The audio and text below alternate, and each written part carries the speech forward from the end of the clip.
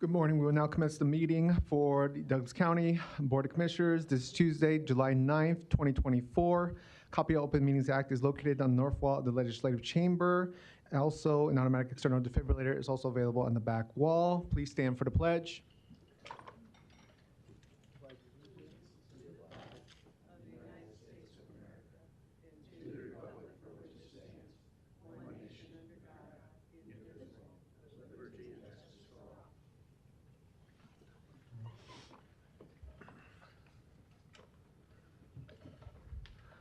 We will first commence with the Board of Equalization. Roll call, please. Commissioner Borgeson. Commissioner Boyle. Commissioner Kavanaugh. Commissioner Friend. Commissioner Morgan. Commissioner Rogers is absent, and Mr. Chair. Here. First item of business are items A and B. A being the approval of the minutes of the Board of Equalization meeting held Tuesday, June 25th, 2024, and B, a call for a meeting and set Tuesday, July 23rd, 2024, as date for hearing on certified assessment corrections reflecting the addition of omitted property to the tax rolls or increased value on property. Do I have a motion and a second? So moved. Second. Motion by Morgan, second by Friend. Please vote.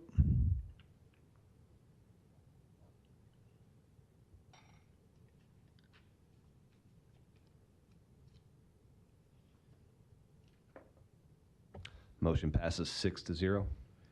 Thank you. Next, we have our resolutions, C through F. We could potentially take them in the block. Is there anybody here to discuss any of these resolutions, just for my information, specifically? All right, let me take them in the block then, and we'll get Larry's commentary. Do we have a motion and a second for the resolutions? So moved. Second. Motion by Morgan, second by Friend. Larry?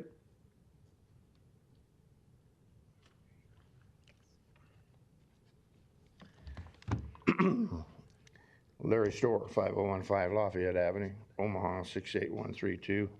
On Resolution C, as I got to reading through the documents on this last night, I thought, you know, it's a shame that we're even wasting our time on this today because it's supposedly going to be denied, which I would agree to. However, I think it's such a ridiculous application that it should not be taking up our time here today anyway. I have had many requests in for a presentation that have been denied, but this gets time at the podium, and I don't. Other citizens that believe like I do don't. So I really think this should have been scrapped to start with, and it's just another example of where the citizens don't have any control of their government anymore, and it's time to stop that. The Declaration of Independence obviously applies to county and local governments, state, local, as well as state governments, not just the federal government. So this is sort of an opening shot by citizens of we the people who had a meeting last night to discuss that. Thank you very much. Thank you, Larry. Anybody else on resolution C through F for Board of Equalization? If not, we'll vote. Oh, it can. Motion to seconder, okay? Yeah. Okay, good. All right, plus adjournment.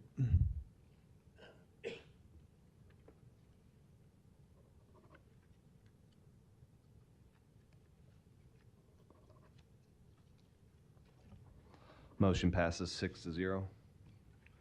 Thank you. We'll move on to our Board of Commissioners agenda. Roll call, please. Commissioner Borgeson. Commissioner Boyle. Commissioner Kavanaugh. Commissioner Friend. Commissioner Morgan. Commissioner Rogers is absent, and Mr. Chair. Here. First item of business is section 1, specifically A and B. A being the approval of minutes of the Board of Commissioners meeting held Tuesday, June 25th, 2024. B, the approval of claims submitted for payment process through Tuesday, July 16th, 2024. Do I have a motion and a second? So moved. Second. Motion by Morgan, second by Friend. Please vote.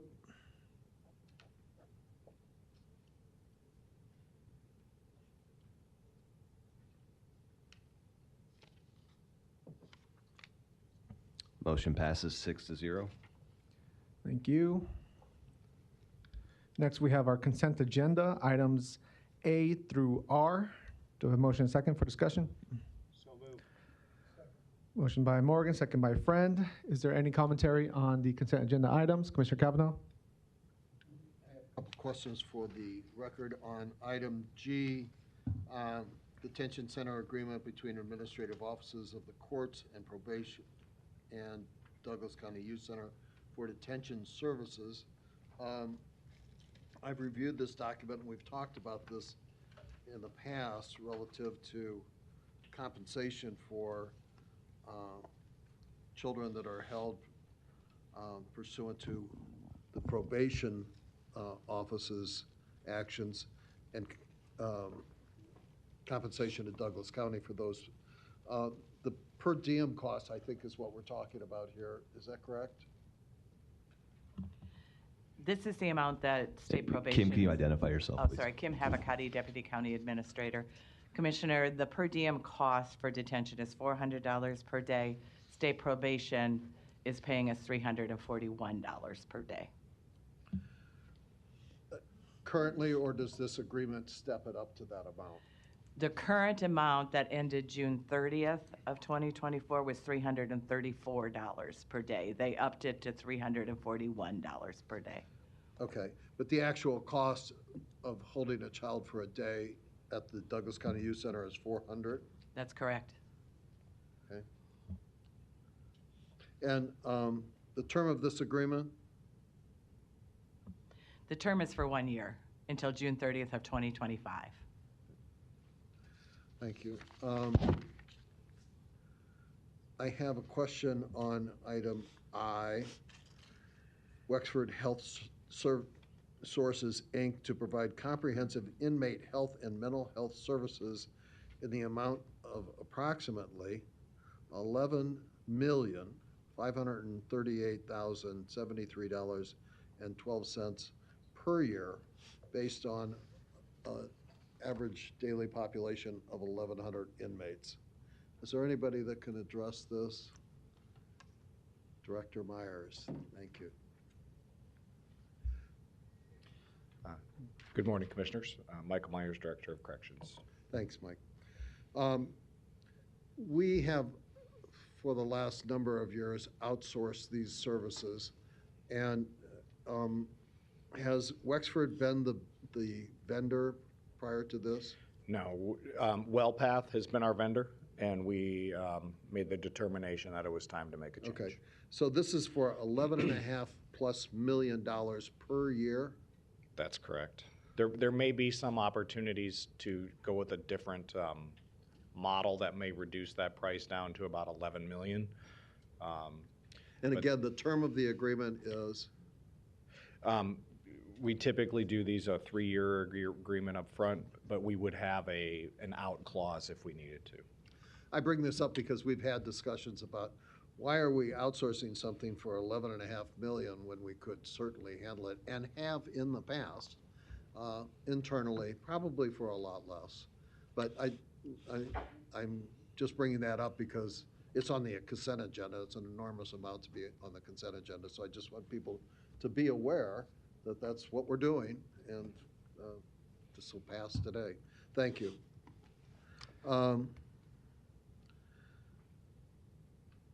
There is a 20 seconds. couple of grants on here.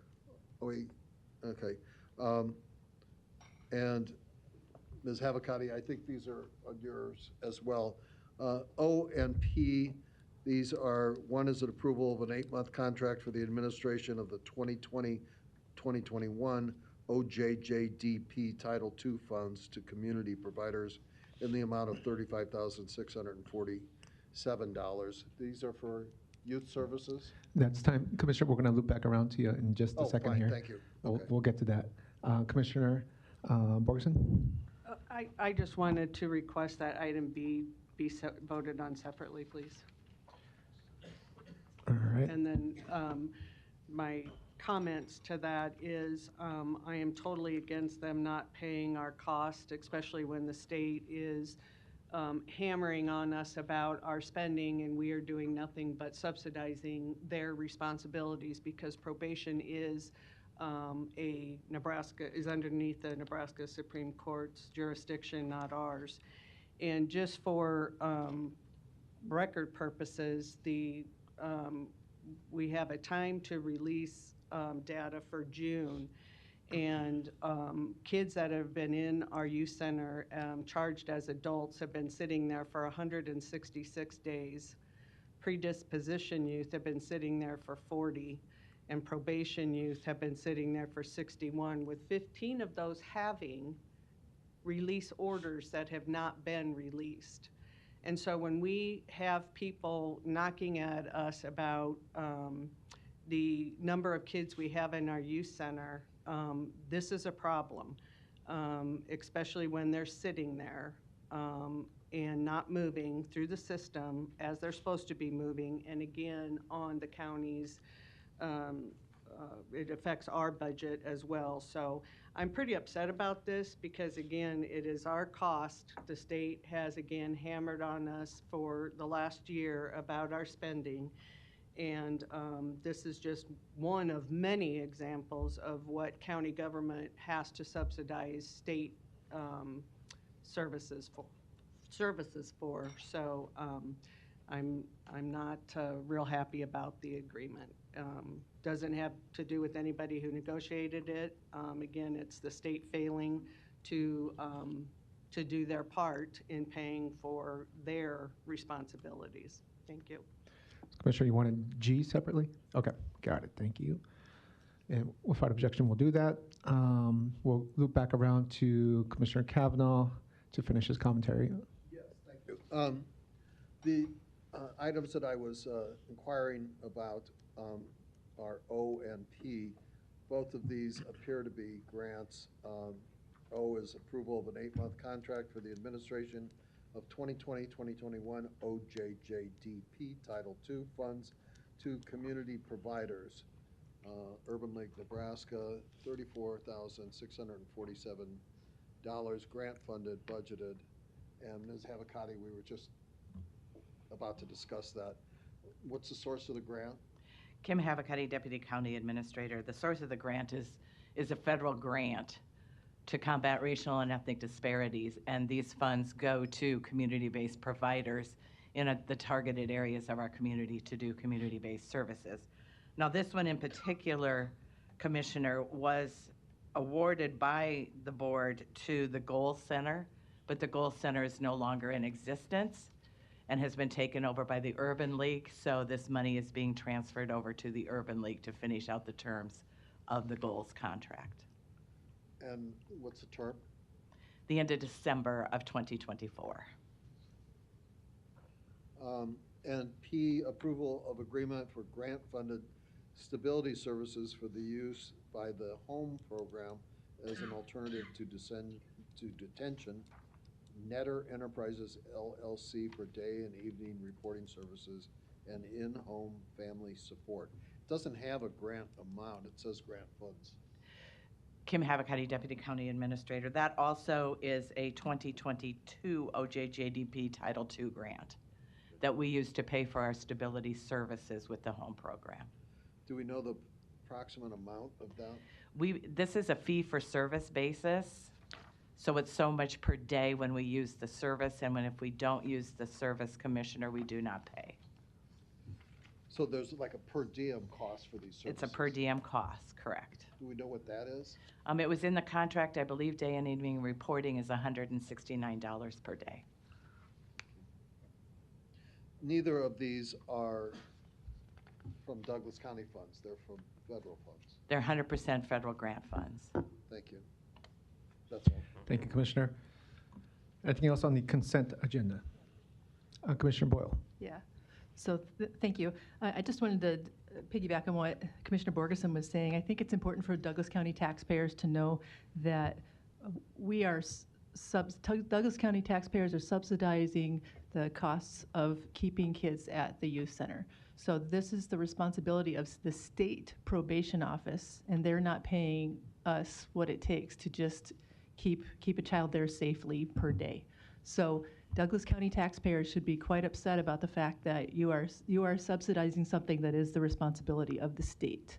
So we do pay, we do get the $341. That's what the per day, that's what this contract is going to say. But the costs are more than that. So I just want to make it clear that this is another episode where this plus other mandated unfunded issues, the state really puts a chokehold on the county's ability to balance the budget. So when property tax folks come to us and do rightfully complain about high property taxes, it's of course justified, but again, that comes from the state. The state's the one that puts limits on that. So, but I just want to point out that this contract is not something we're excited about. At the same time, it's kind of like when in the field of medicine, when I'm getting paid by an insurance company, I'll say, okay, my costs are $1,000, and they'll say, okay, we'll pay you $200. It's like, okay, well, how about if we do $900? Okay, we'll pay you $200. So that's kind of what this feels like too. So we're under we're forced to just take what the state will pay. And again, Douglas County taxpayers are funding the rest of it when it's a state responsibility. Thank you, Commissioner. I know our clerk would like to make a few comments on the consent agenda. No. Thank you, Mr. Chair. Dan Ash, Douglas County Clerk. On item O, it asks for the previous chair to sign, so we were just going to change it to Chair Garcia, the agreement. So I just wanted to note that. And I believe, I think on items N and O, at one point, the links were broken, like for people to attach or see the attachments. Obviously, the commissioners have the correct documentation in their binders, but it may be if someone at one point went out to look for those, they may not have been able to get to them, but those links have been fixed, or at least one of them has for sure. The other one, I guess I didn't check, but they're going to get fixed if they're not fixed. So, and I do have one on item G, but I'll wait until we vote on that. Okay. Thank you. Thank you, Mr. Clerk. Anything else on the consent agenda minus G? We're going to take G separately. Larry? Please let us know which item. Larry. Which one are you on right now? The full consent agenda. So which one Okay. specifically would you like to talk Yeah. about? I want to comment on, I think, at least 3 of them. G, O, and P, probably also I. Okay, we're going to take G separately, so go ahead and Yeah. comment on the other ones. This is all part of what seems like to average citizen, quite like the property tax, where you put the blame on the school districts for their levies raising my property taxes. And here we are now blaming the state for not providing the money for all these you call unfunded services. Maybe you should take the note from that it maybe should services that should not be provided at all by this body. Yes, grant money, which involves federal dollars that takes over our government, but there is no real explanation on certain things for us who cannot understand your documents on the computer sites, that all of these community centers for mental health and health get tax dollars, support from this body. How many are there? And why do we have this much more money going to mental health illness again for maybe the county jails or the city, the youth, when there are all of these places already getting dollars for providing help? It seems like there could be some budget cuts here or some more explanation of those items.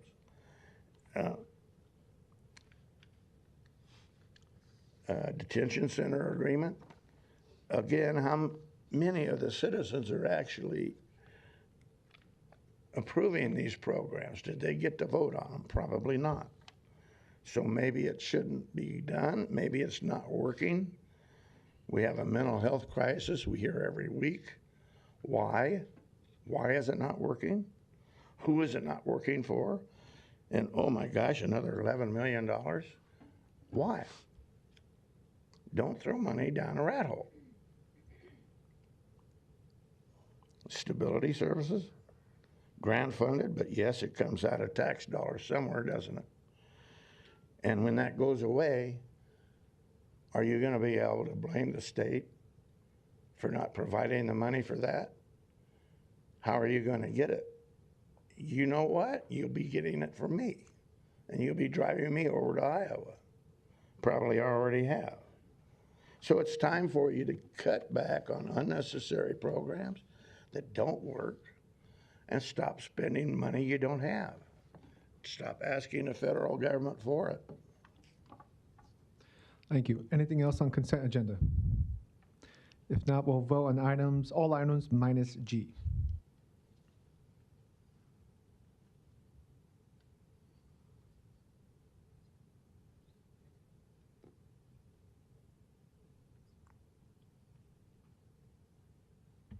Motion passes 6-0.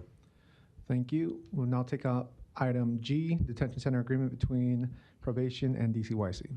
Commentary on that one? If not, we'll vote on it. Please vote. Do Oh, we need it? Mr. Clerk? May I get a? Oh, yeah, motion and second first. Make the motion to approve it. Motion by Morgan, Second. second by Friend.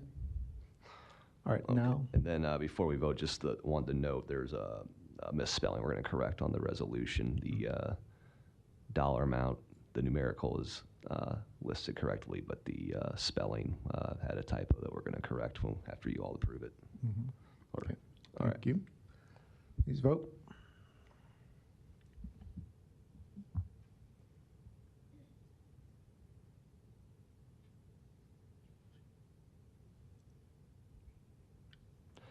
Motion passes 5-1. Commissioner Borgeson voting no, all other commissioners voting yes. Thank you. That completes our consent agenda. We'll now move on to section 3, recognition and proclamation. We do have one item, item A, a resolution recognizing Paul Johnson for over 17 years as the Douglas County Emergency Management Agency Director and congratulating him on his retirement. So with that, we do have a resolution to consider. It's been tossed around for signatures. Have we completed the signatures? Looks like we have. We'll bring up Mr. Johnson and family. Move for approval. Motion by Morgan for approval. Second by Friend. And Thank you. Paul, go ahead and say a few words if you'd like. Paul Johnson, Director of the Douglas County Emergency Management Agency for the last day. And this is my wife, Deb. And just want to thank this board and thank all our community partners that have supported me and the agency throughout the years. And what a drastic change we have made in the last 17 and a half years from where emergency management was then till now has just been rapid through the federal government and the state all the way down to us. So it's been an exciting career, and it's been a lot of change, and it's been a lot of appreciation that we have for our administration here and your decision making here on this body, and I want to thank you for that. Thank you very much, Paul. We know that not only did you dedicate 17 years of service to the citizens here in Douglas County, but even in this year, in your final few months, you had some big events to address and support our community with in regards to the tornado response, and you did a fantastic job working with our partners to do that. So thank you so much for your dedicated service. So congratulations on your retirement. Thank Appreciate you. it. Thank you very much. Well, yes, we'll first jump to commentary. Commissioner Kavanaugh? Thank you. I just wanted to echo some of Chairman Garcia's sentiments regarding the most recent tornado, which was miraculously fatality-free. And I think a large part of that credit goes to you and your folks for getting the warning out there countywide. And your response to the damage that our community sustained from that has been first class. I remember when the flood of 2019 occurred and the great job that you did there as well, when virtually the entire western portion of the county was underwater at some time. And I think there again, there was no loss of life despite the enormous damage that was done to our community. This is because of you and your great service to us as a community and as a county. And I want to say we really appreciate it. And we wish you the very best in your retirement. You've earned it. Thank you very much. Thank you. We'll jump to Commissioner Morgan. Well, I too want to thank you and your wife, your 3 daughters, 7 grandchildren who I met yesterday. That was great to have them all there, and we really appreciate your services. And I know your wife mentioned how you'd get those 7 calls during the night and so on with the phone ringing. And your 17 years, and I think I'm correct on that, has meant really a lot of great service to us and to the citizens. So thank you, and I wish you the best. Thank you. And enjoy your retirement. If you decide to come back, call us, please. Well, I want to thank my staff. You know, they've been critical, and Kathy Allen at that 911 center, and it's just been amazing. But been a lot of, you know, the results of these disasters and community emergencies aren't just during workday hours, that's for sure. And so they're through the night and through the weekends and Christmas Day and everything else. So the staff, I just want to emphasize, works a lot behind the scenes on that, and so I want to thank them as well. And I'll add to that what I just said with Kathy Allen. She's another one of our real jewels, like yourself. And we have so many people that do such outstanding things. I see Amber sitting way in the back from our correction facility. We're just so fortunate to have the great people and staff. Thank you. Thank you very much. Thank you. We'll jump to Commissioner Borgeson. Thank you, Mr. Chair, and thank you, Paul, for your service. And I too remember the flood and now the tornado. A lot in my district was affected by that. You know, 911 I've always looked at as really the ultimate first responders, but I look at you as the silent responder and the silent hero of what you organize behind the scenes without any fanfare, without any big splashes of, you know, posts all over the place about what you've done, but you've done it. And it has definitely not gone unnoticed by this board, and we appreciate your leadership. And I just wish you both the best and happiness in your retirement, and go enjoy those grandbabies and kids. Thank you. Thank you, Commissioner. Appreciate it. Thank you. Commissioner Friend. Yeah, thank you, Mr. Chair. Real quick, I've really only known Paul about 4 years, but the funny thing is I've gotten to know him obviously because of the recent disasters that we've incurred in western Douglas County and stuff. And Paul's a very process-oriented guy, almost an engineer, you know, but an extroverted one. So he's the kind of engineer that looks at your shoes as opposed to his own when he's talking to you. The other thing, that was a joke, by the way. Hell, I guess I'm losing it. Funny thing about Paul is everybody knows I've got a bunch of millennial children. They're adults now, but when they want me, they text me. They don't call, they text. The interesting thing about Paul is he'll text and go, "Hey, do you have time for a conversation whenever you want?" And I'm like, I never told him this, but I'm like, "Paul, just call me. If I can't answer, I'll, you know." And by the way, if Paul calls me, I probably will answer. So the head of emergency management, yeah. Paul, the process-oriented nature in which you approach your business, I can't thank you enough. I mean, it made my job a heck of a lot easier, and all of our jobs a heck of a lot easier. So thanks for the work that you've done. Appreciate it. Thank you very much. Appreciate it. All right. Congrats again, Paul. I think we'll take a quick picture with the board here. Thank you. Commissioner Garcia. Yes, go for it. Just as the county administrator, I just want to thank you for all of your years. What I love about department directors like you is that I don't have to look over your shoulder. I can, you put the right people in the right place and you get out of the way. And with you, that is the way we've been able to do that. You've done a great job without having to have somebody look over your shoulder. You're self-directed. I will say that you and Mike Myers and Kathy Allen and Rondi are the 4 people I do not want to get phone calls from, because I know it's not going to be good. But I also know that whatever it is, that you're on top of it and you handled it well. So thank you again for your service. Thank you, Pat. Thank you. We'll take that picture and then we'll vote. Oh, let's take the pic quick. I'll read it and we'll take the vote. Where does he want us? Oh.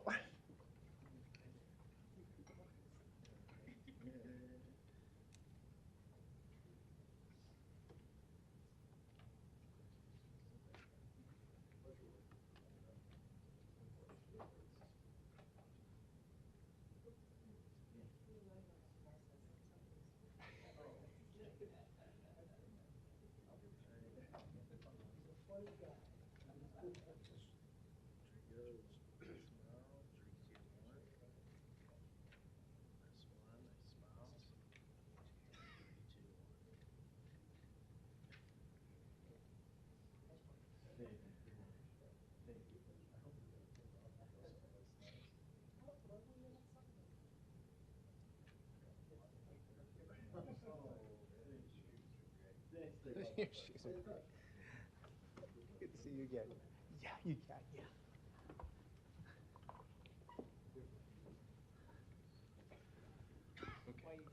All right, thank Oh, sure.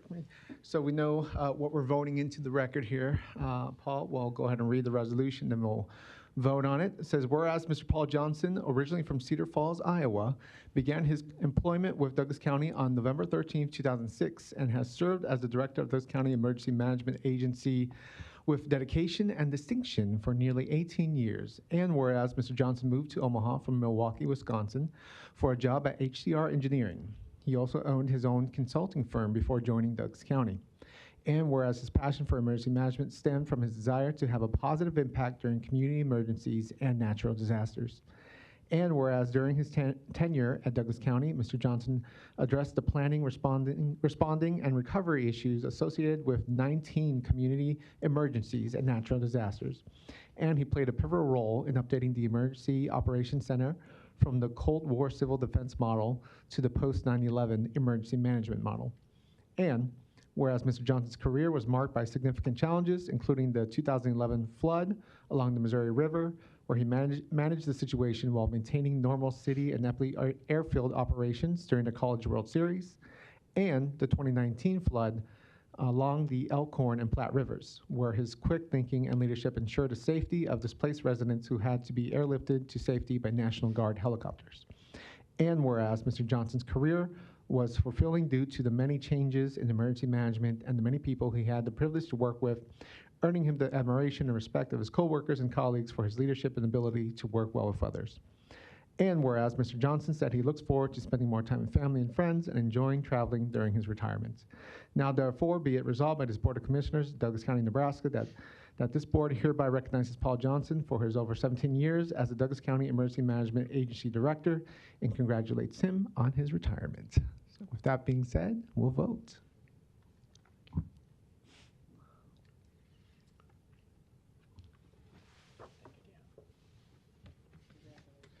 Congrats.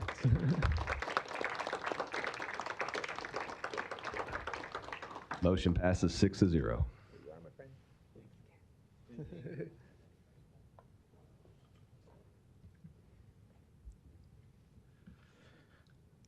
We will now move to our committee action and discussion items, which is section 6 of our agenda. In section A, finance, we have budget report as presented, and item 2, monthly fee report from the Douglas County Clerk Comptroller, also as presented. We also will look at human resources, item G, weekly personnel report from civil service as presented as well. We do have an upcoming separate budget meeting immediately following Board of Commissioners. The way we can do it is that we do have a need for executive session, but we don't want to have the public have to wait for us. So we could resource Board of Commissioners, go into the budget meeting, complete that, then come back and take care of executive session is what I think we can do. Oh, and I missed an item, which we'll get back to in a second. But that could be our plan for executive session so that the public doesn't have to wait for the budget meeting. With that being said, I clearly missed an item under Community Services. My apologies. We'll jump back to D1, reallocation of 2023-24 Visitor Improvement Fund Grant Award for Coneco. Commissioner Kavanaugh or Catherine, did you have a comment on this item? Just real quick, this is a routine transfer of 1 year's allocation to the subsequent year because of some programmatic delays on the program coming in during the grant year that it was set for. Catherine, I don't know if you've got anything to add to that. Catherine Hall, County Administration. That's a good summary. This group received a Visitor Improvement Fund Award in the last cycle for a specific exhibition, and due to some administrative restructuring at the organization, it delayed the timeline for the original exhibition. So they're requesting to reallocate their award for another exhibition that falls within the original award period and meets those guidelines. Thank you. So, motion by Borgeson to approve, second by Boyle. So we're not necessarily changing funds from agency to agency. It's within the same awarded agency. Correct. Just updating what they're going to utilize the funds for. Very good. All right. So with that being said, we do have a motion and a second. Any extra commentary? If not, we can vote.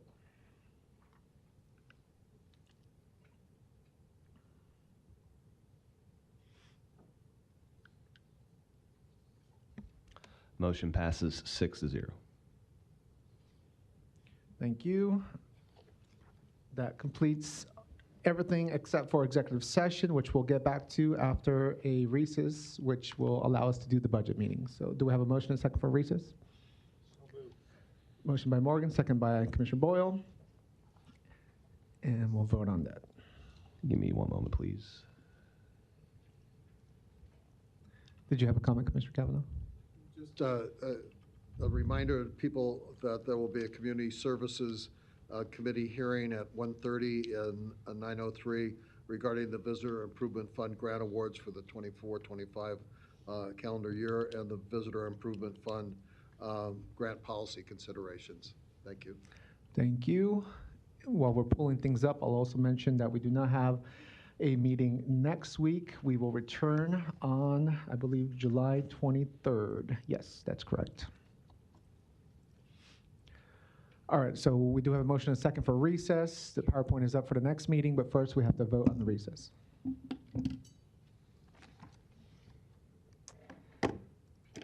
Okay, thank you, commissioners.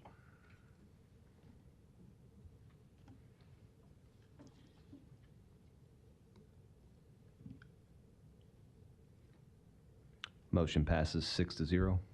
Thank you. We're now officially recessed from Board of Commissioners. We're going to jump into the budget meeting for Board of Commissioners Tuesday, July 9th, 2024. As mentioned, we still have a copy of Open Meetings Act in the north wall. With that being said, we do have a public hearing on the 2024-2025 Douglas County budget. We will have a presentation first by Finance Director Lori Persh, and then we'll take comments and questions. Lori? Thank you. Good morning, Commissioners. Oh, excuse me, I'm sorry. I missed the roll call for this separate meeting. Commissioner Borgeson, Commissioner Boyle, Commissioner Kavanaugh, Commissioner Friend, Commissioner Morgan, Commissioner Rogers is absent, and Mr. Chair. Here. All right. Lori? Okay. Good morning, Commissioners. Lori Persh, Director of Budget and Finance for Douglas County. I am here today to present the budget for fiscal year 24-25. It is $607.7 million, including ARPA funds, or $563 million, excluding ARPA funds. In your board books is the full budget deck. I have, you should have received a little bit smaller deck that I'm going to walk you through right now. That way we can do this in, I don't know, 15 minutes instead of an hour, right? So we'll start with, by looking at the tax levy. Over the last 10 years, there's just been 1.5 penny increase, and that was in fiscal year 19-20 for the Juvenile Justice Center. We have also had one decrease, as this group of commissioners voted to decrease the levy by 1/2 cent this past year. The column on the right is in blue, as the final, as it's tentative, and the final levy will be set in September. So when talking about the tax levy, it's useful to take a look at how the county, what portion the county represents of a taxpayer's total tax bill. So for this typical, Douglas County resident, the Douglas County taxes account for only about 13% of that property taxpayer's bill. 21% is the city of Omaha, and 55% is the school districts. So the upshot is that it's really not so much the county funding that's primarily driving the high property taxes, but rather support for schools. We do know that Governor Pillen is, of course, looking for a 40% reduction in property taxes, and calling for a special session of the unicameral that will be starting on July 25th. And the reason for that is to fix what he's calling Nebraska's property tax crisis. Obviously, we would all like to see some property tax relief. But as administrators of the county, we also need to make sure that we can provide the services that we need to provide to the citizens, 911 and sheriff and all of the things that we do. So we will be watching to see what legislation may come out of this session and its impact on our budget. So by statute, we have to have a separate special budget hearing, which is what we are doing right now. And I'll kind of go through a couple of bullet points summarizing this proposed budget. The budget assumes no increase in the tax levy on assessed property values. The budget assumes a 6% increase in total county assessed property values net of Board of Equalization protests. So in talking with the assessor, I think the thought is that would be a little bit higher, but again, we have to always haircut that due to the fact that we have the protests with the Board of Equalization. So the total budget, as I mentioned, is $607.7 million. 44.3 million of that represents our remaining ARPA award. So net of that amount, our total budget is $563.4 million, which is 12.2% above last year's final modified budget. That is driven largely by increased costs for healthcare operations and a $28.7 million increase in road project spending, which, just as a reminder, those road projects are reimbursed by highway allocation funds. I think that budget went from $49 million last year to $77.7 million. But again, those are not property tax dollars driving that portion of the budget. So the next bullet point is our general fund, which is, of course, property tax dollars, right? That's the largest portion. And that budget is $322.6 million. If you exclude the $44.3 million of ARPA funding, which again is just kind of that one-time award, from a few years ago, then we are down to $278.3 million, which is only 3.6% above last year's final modified budget. And by final modified budget, I mean the approved budget and then including the two supplements, the one that we granted in March and the one that was granted in May. So it's only 3.6% above that. Again, the increase were primarily related to the costs of providing inmate medical care, costs to implement a new ERP system to replace our current Oracle EBS, which was installed 21 years ago, increases in criminal justice costs, and increase in facility operating costs from the Public Building Commission. So also, I think it is worth pointing out that 3.6% is above the 3% that we would like to see, but according to the U.S. Joint Economic Committee website, the core CPI inflation in Nebraska for the 12 months prior to July 2024 was 5.7%. So all in all, I don't think that the 3.6% is, terribly unreasonable or out of line, all things considered. The hearing regarding the final tax rate will occur in September after the final valuation is certified by the assessor on August 20th. So the budget parameters, I'm going to talk a little bit about the general fund and kind of the expense side and then the revenue side.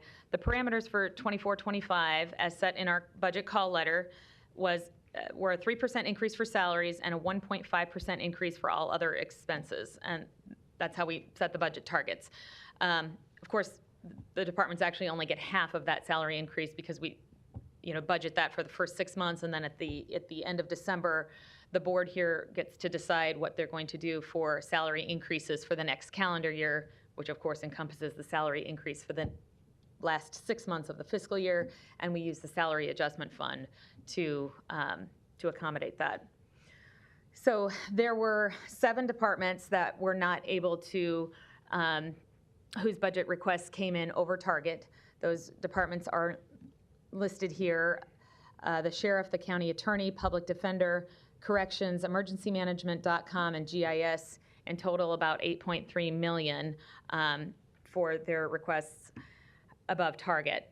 And you'll note that 4 of the 7 are part of the criminal justice system, and we have talked in prior years, and I know that the legislature, when they were in session, they talked about this as well, that criminal justice costs, not just in Douglas County, not just in Nebraska, but just kind of across the board have been increasing, at a higher rate than general inflation and whatnot. So not terribly surprising to see some of those departments coming in requesting some more budget dollars.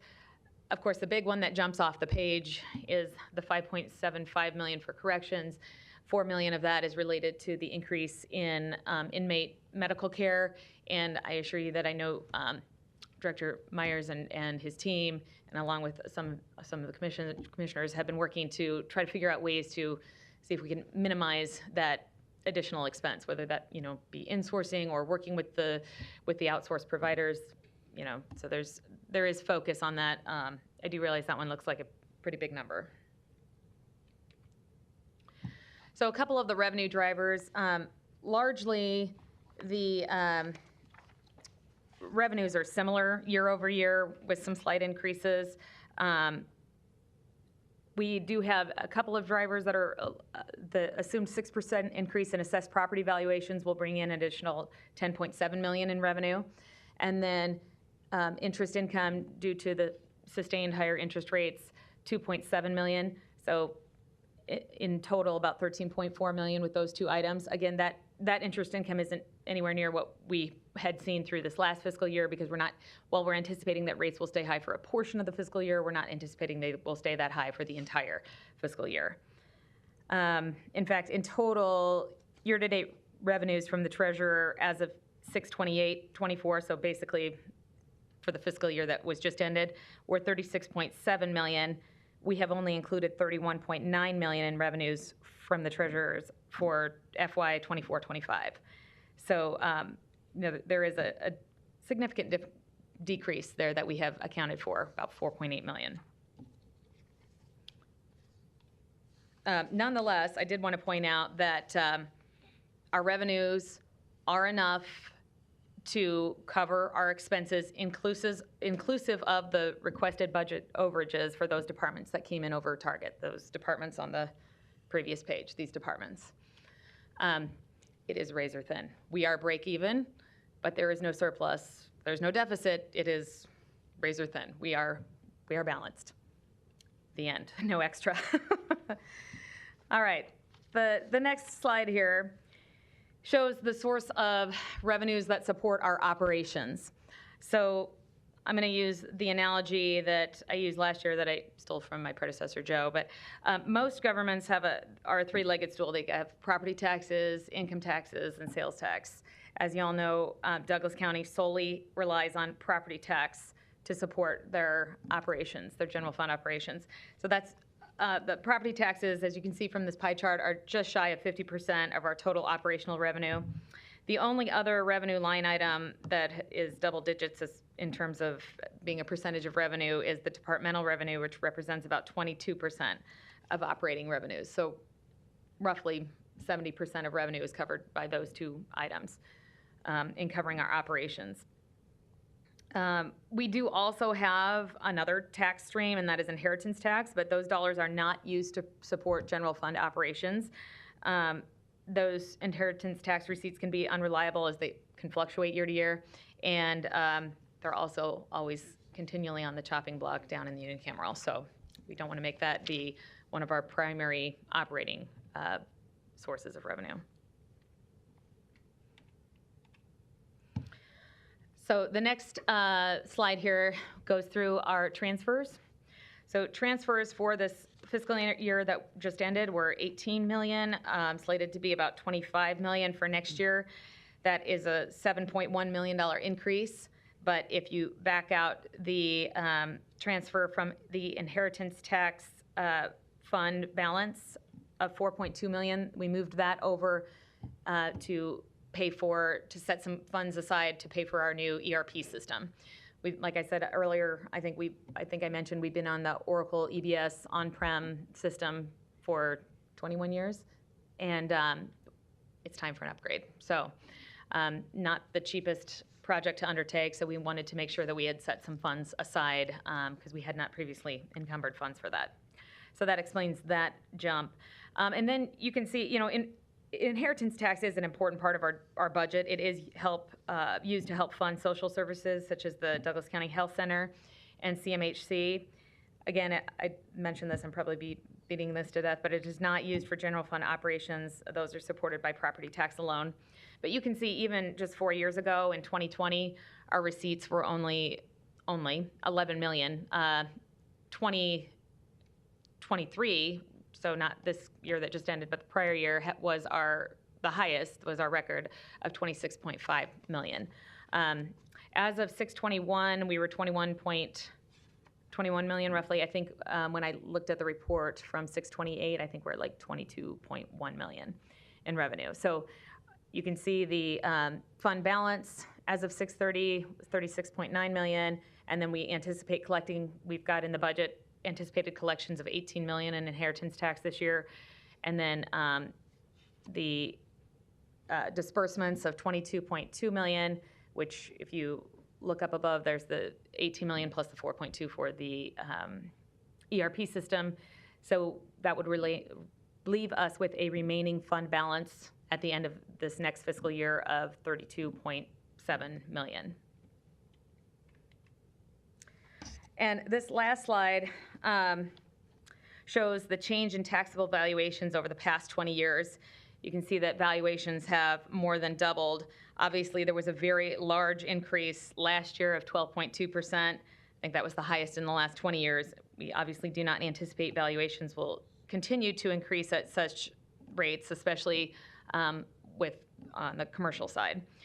So given that we don't anticipate valuations to be growing at those same levels as we've seen in recent years, and due to this governor and his focus on the property tax reduction, we do anticipate that budgets will be tighter in future years. So with that, I'll take any questions or comments. Thank you, Lori. We will jump to commentary and questions, starting with Commissioner Kavanaugh. Thank you, and thanks for this. Reading through here, it appears that minus the federal COVID relief ARPA funds and minus, I think they're largely federal highway funds, federal and state funds, we have a budget increase year over year of 3.6%, is that right? In the operating funds and the general fund. Okay. And I think you've looked into it, maybe you mentioned it, I didn't catch it if you did.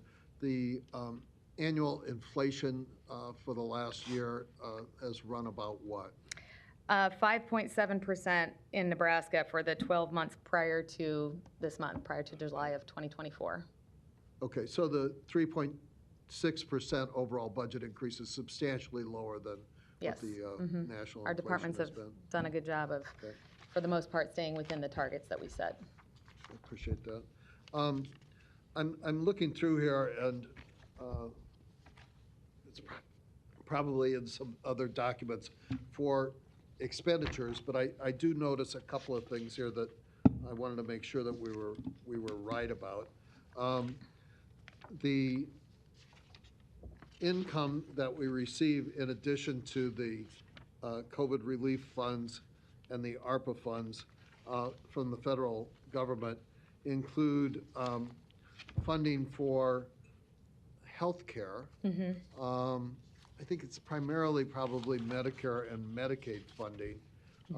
But the expenditure that we have for those same departments is largely offset by those funds.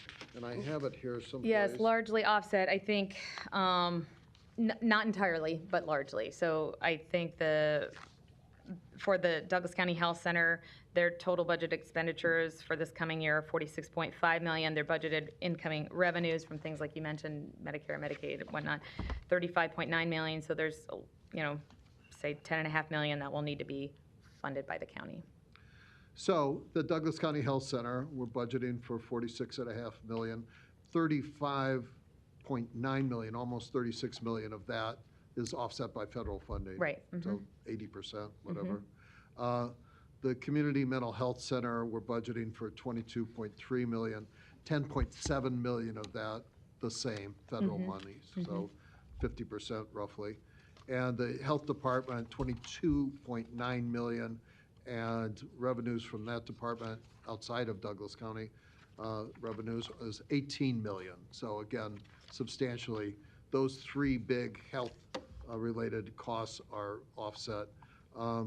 I don't see, and I'm sure that it's in the backup document someplace, for the same number that we are currently budgeting for, say, the correction center. And I know you mentioned criminal justice is one of the big drivers of increase, but what is that all-in correction center? The corrections budget for this year is $63.75 million. 63,750,000. 53 point, I'm sorry? 63. 63? 63,750,000. Okay. Versus the prior year budget of 56,290,000. So that is the one that we did see have the big increase, and like I said, that was mostly, primarily due to the inmate medical expense. Okay. So along the same, apples to apples thing, where we had the budget amount and the offset amount for the health services, we have the budget amount of 63.7 million. Is there a significant offset on that from federal or state funding? I don't think that there's a significant offset for that one. That is largely So it's gonna property be tax time. supported. Oh, we'll come back. Thank you. Thank you. Commissioner Friend?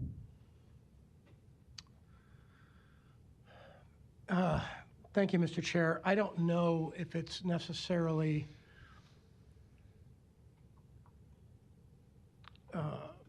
pertinent at this point. Maybe we need a motion in a second, but there's been a lot of dialogue today already about how we interact with the state, not just from the public, but commissioners have weighed in on this issue, and it is an issue. The state,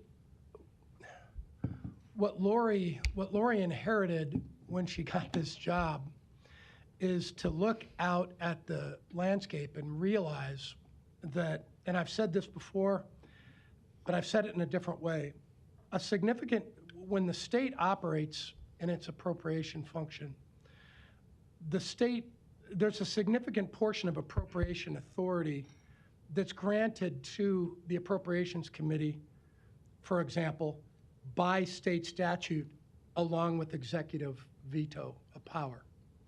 So the Appropriations Committee can come in and say, we're going to give these particular departments, all of these departments, X amount, and we have the authority to actually do that. The interesting part about the county, and it's a dichotomy, the interesting part about the county is a significant portion of the appropriation capability is directed by the state. We've outlined that. Some of the commissioners have outlined that earlier.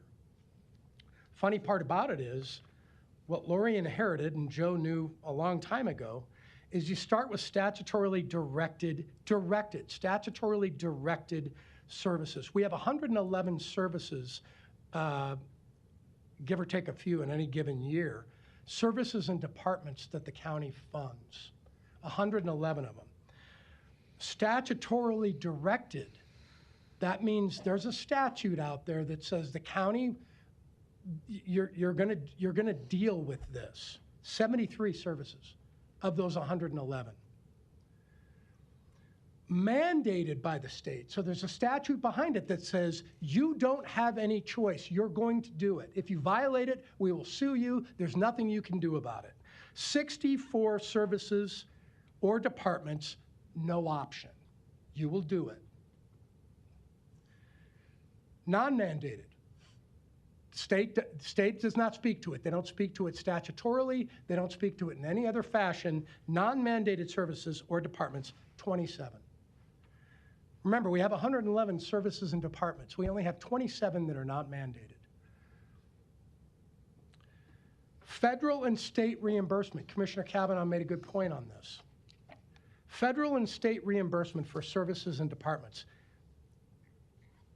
Mostly partially or significantly funded. Hardly ever 100%. You know how many? 14. So from the state or the feds, we get reimbursed by 14, to the tune of 14 departments, and we have 111. You see where this is going? Fee-based subsidy. We do get fees. Treasurer's office collects fees. Other entities collect fees. 29 services that we provide are collecting a portion of fees. Certainly not 100% to actually run their departments. And then 9 of them, only 9, receive grant funding. Every week we're lamenting about grants that fly through here that we're trying to promote. I'm almost out of time. I can go forever, but I'll circle back around. Thank you, Mr. Chair. Thank you, Commissioner Friend. I'll take a quick round myself. If you focus in on the slides we're looking at and the departments that are over, and as our finance director Persh mentioned, 4 out of 7 are directly related to our criminal justice system. You add on top of that emergency management as well as another department, and when individuals say, well, just go cut things, and lower your budget. It's like, okay, if you look at what actually takes up the majority of our budget, it's like, what do you want us to cut? Do you want us to cut sheriff's deputies? Do you want us to cut corrections officers, make our jail less safe? Do you want us to cut, county attorneys and public defenders to increase their caseloads and slow down the cases in the criminal justice system? We want to make sure that our courts are safe. We want to make sure the courts are functioning with expediency and proficiency. And so there's so many things that are related to criminal justice, to public safety, law enforcement, all things that we want to support, all things that take up large pieces of our budget. So that's exactly what we do at the ground level, practical level, with our budget. So if you look through these specifics, I wouldn't say that there are items of fat that could be made leaner, as some use that metaphor. There are items that really serve the public in many crucial, important ways. And so if we are going to look at placing limitations on our budget from the state to the county, then I would hope that we would look at taking away some of those unfunded mandates that we do have to provide funding for at the county level, from smaller ones to larger ones. Some of the smaller ones include, the fact that we pay for the state's Health and Human Services office space for some reason. That's just a mandate that the state makes us pay for. Okay, but it's their employees, but we pay for it. Okay, we pay for some of the staff that work for the state judges. Okay, we do that. Sometimes we support probation to subsidize some of their services, as we discussed. All things that are crucially important to make sure that they're functioning well. But again, we're taking on that through our local budget. So that's where it's going. And if there's going to be things that will limit our budget in the future, then hopefully the state can help us to address some of those unfunded mandates so that we can keep a balanced budget. So I'll stop there for now. I will go back to Commissioner Kavanaugh and then Commissioner Boyle and Friend. Thank you. As Chairman Garcia points out, there are no real good choices here when you get down to it. But there are choices. And I guess one of my concerns is with how we consider what is now over a $500 million budget to make those choices in an informed fashion. I can't, based on the information before us, do that because by and large, most of this budget has been presented to us today without hearings, and I've always pointed to this as a process thing, and I've had discussions with my colleagues about this, there should be hearings on each and every one of these budget items. There are hearings in the Nebraska legislature on each and every agency, department in the state, regardless of their budget going up, staying the same, or going down. They have to come once a year and make a case. We used to do that. We don't do that anymore. I think it's difficult for us, much less the public, to grasp what's in this 600+ million grab bag based on this discussion today. And I no reflection on anybody. I think everybody's trying to do the best they can. I'm just saying it would be better practices if we re-engaged in a department by department, office by office, public discussion before the budget comes to us as it is today for approval. I don't think I can in good conscience say, I know what's in this budget comprehensively enough to say this is good, this is not, this is too much, this is too little, this is just right. I don't think anybody can, based on what we have done in terms of eliminating public hearings on these things, not just for the people who are going over, the people who are staying the same, and God bless them, some agencies have actually been able to cut their budgets over time. That said, there are a couple things in here that you bring forth, and a couple things that I'd like to see added. One would be to this document. Mm-hmm. We have a pretty good idea of the revenue sources, and I'll come back to that in a second, but it doesn't appear from this document that we have the same, here's what we're paying for the sheriff's office, here's what we're paying for the clerk's office, here's what we're paying for, emergency services. And just that laundry list, would be helpful. I know that it's in the It's in the full deck, yeah, it's not yeah. in this But, smaller deck here. Just but kind yes. of a one-pager on that, Okay. executive summary on that. All right. Not only helpful for us, but I think For the audience public. as well, yep.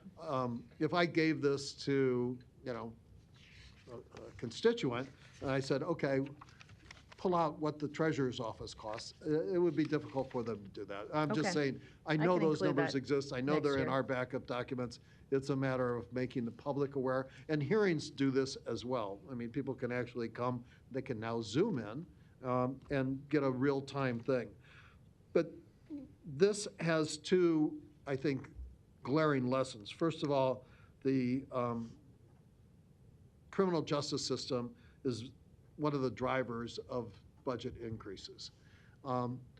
If we were looking at what could we do to maybe alleviate that or something, we have to look at the kids' jail, which is brand new, is empty, it's across the street, not being utilized. And I think that, in light of the proposal to build a huge multi-million-dollar basically hospital on the correction center, we might want to save people a lot of money by utilizing empty property that's brand new that we have a block away from where the proposal is for building that. The other thing is, That's time. oh, sorry. Yep. Thank you. Commissioner Boyle? Yeah, thanks a lot for this, Lori. It was very, I think, the right type of cursory review that we needed. I think more than anything, I just want to express my frustration with just the property tax system in general, just like most citizens too. I think what's important is when I look at this and being someone who now behind the scenes can see how it all works. Douglas County is basically the administrative manager of property tax collection. So when people pay their property taxes, it's not like Douglas County is getting all the money and keeping it. So if we really want to get to the heart of the matter and how do we decrease property taxes, the two biggest entities that take property tax money are the Omaha Public Schools at 55% and the City of Omaha at 21%. So the bottom line is we don't have any control of the levies that they set. They set them themselves, just like we set our own. So if you want to get at the biggest spender or utilizer of property tax money, it's really going after the schools and the city, which is unfortunate. I'm a big believer in public education. At the same time, I think that finding another funding mechanism for that would potentially be helpful. I know the governor has brought that up. But to get true property tax relief, it's figuring out another funding mechanism for the schools. Second would be to have the city use their other revenue generating sources, using them like sales tax as opposed to using property tax. So even though we're honing down on Douglas County's budget for all of this, I want to stress this is still one of the smallest portions of property tax money is spent in Douglas County on Douglas County services, which includes public safety, specifically the sheriff's office, the public defender, the county attorney, and the corrections center, as well as taking care of our youth in the youth center. So I just want to make that point. We're discussing 13% of the budget of the property taxes right now. So if we really want to get to the issues, I think it's really figuring out a way to help the public schools have another funding mechanism, and then see if the city of Omaha can deviate away from property taxes and use other sources. So it's just my 2 cents. Thank you. We'll go to Commissioner Friend. Thank you, Mr. Chair. And I will finish up, at least I think I will. Bullet point 6 was were the property tax funded services that we have in this state, or excuse me, in this county. 75 of those. Now, of course, we've just identified, we've known for quite a while that the state is going to go into a special session. The governor's called a special session. They're going to go in and analyze the property tax burden in the state, which does have to happen. But depending on what they do, that will dictate a lot of the steps that we have moving forward, because I already laid that out. The state has a significant portion of appropriation authority that we don't have, okay? The state wants to change, we want to change our process locally at the county level. Sure, I'm open to that.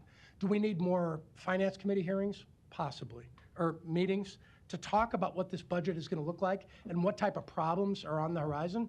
Yeah, probably, and I'm always open to that. Sure, enhancements can be made. Hearings for every one of these departments, I already laid out, and I'm not criticizing Commissioner Kavanaugh. It's a very unique idea, and it's very interesting.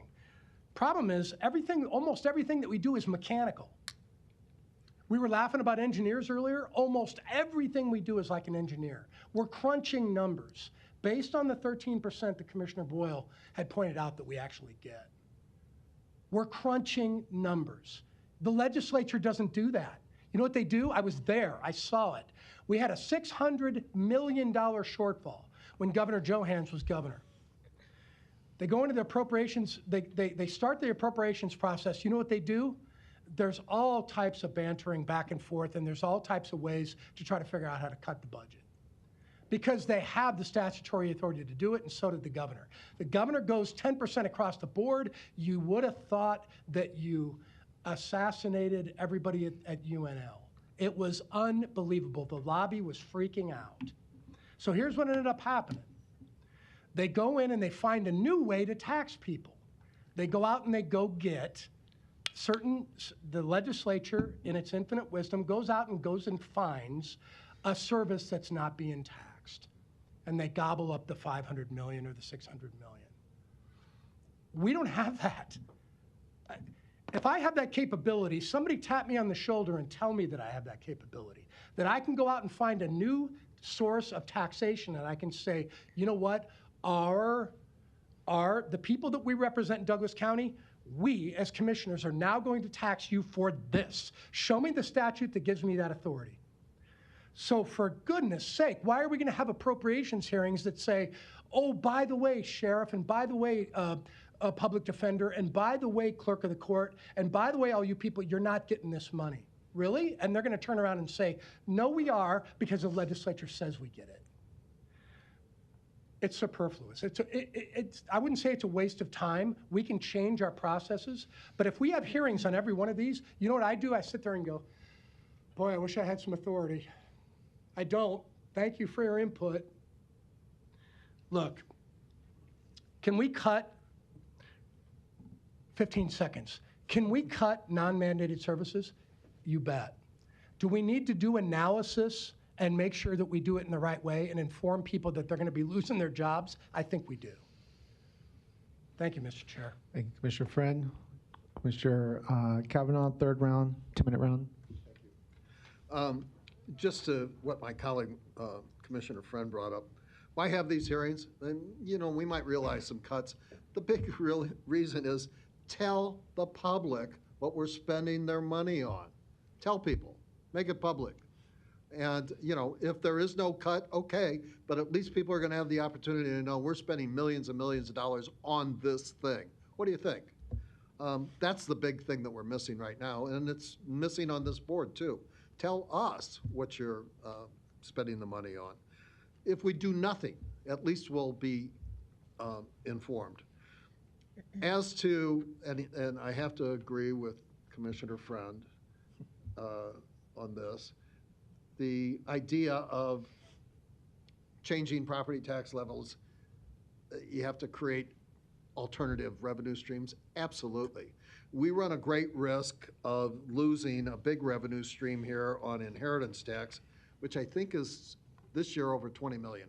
Yeah, 22 million. In the special session of the legislature. I have advocated before, create a new revenue stream.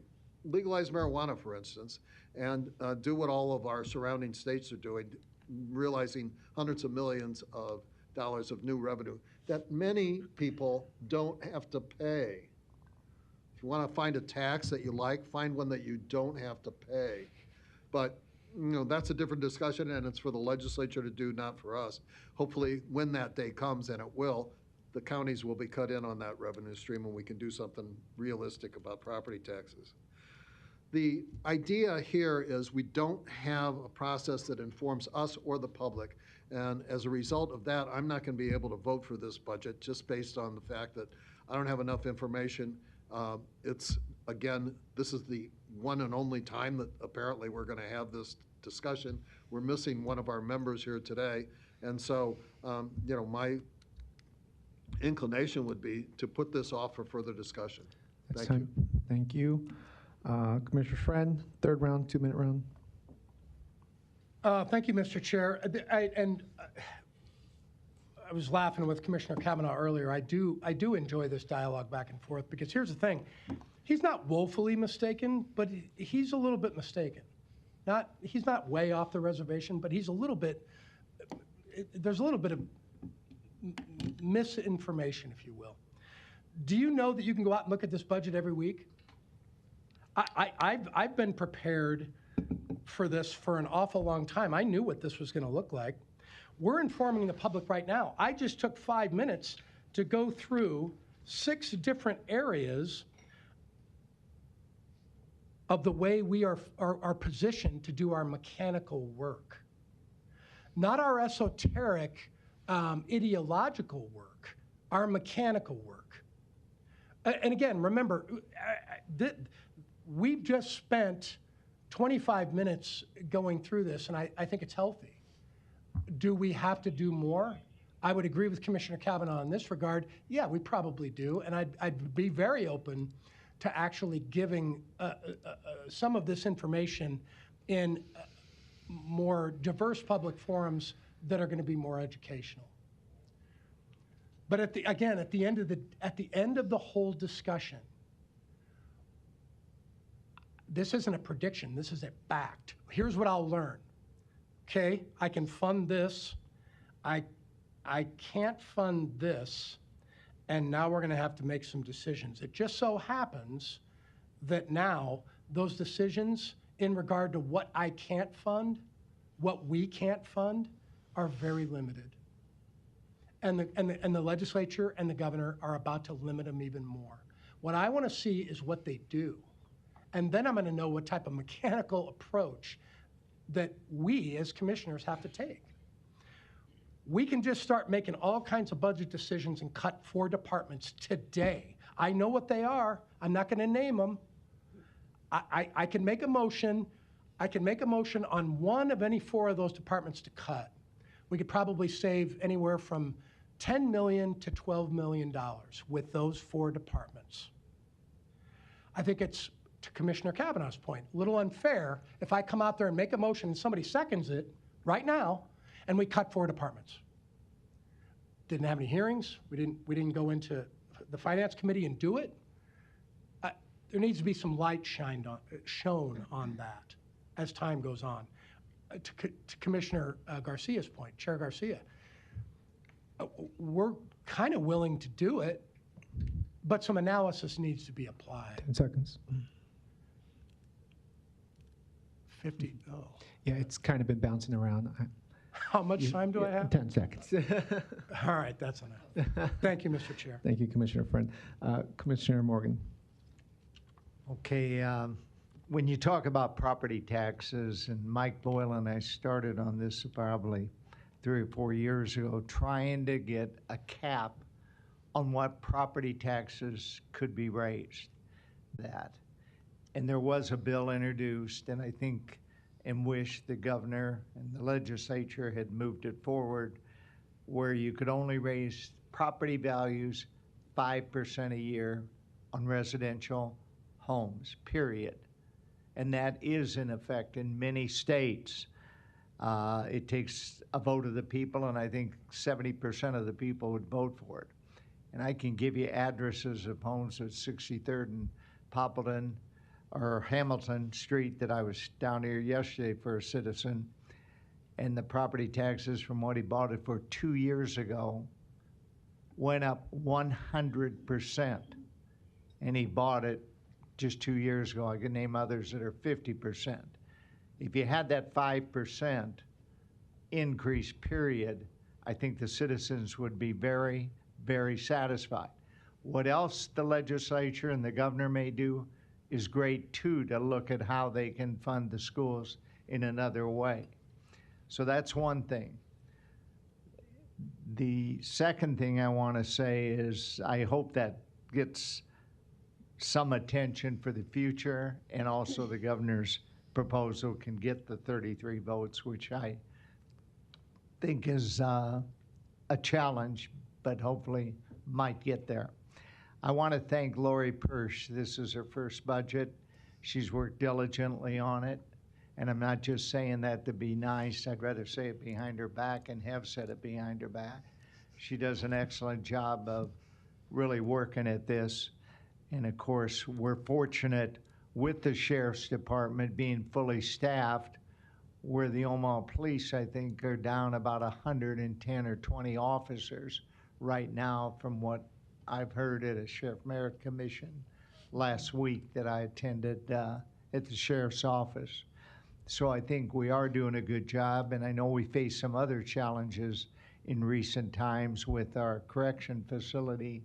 And I think Mike Meyer and Amber are still here. When we were down 65 correction officers at one time, or a few more than that, and we're now fully staffed, I believe, as I've seen in recent weeks. And that's a safety issue, not only for our people that are incarcerated, but also for our officers that work at that facility and do a very respectful, really challenging job. And I appreciate them greatly, the team that works there. So with that, I just again say thank you to Lori Persh for the job that she's done, and I know she works hard to answer citizen comments and communicate. And I see Doug Kagan with the Nebraska taxpayers fortunately shaking his head yes. And I thank you for your diligent work that you do in watching what we're doing. And we had a number of meetings out at Whole Foods with our finance director and Roger, well, and Mike Friend especially. So I thank you for those meetings also. Thank you, appreciate it.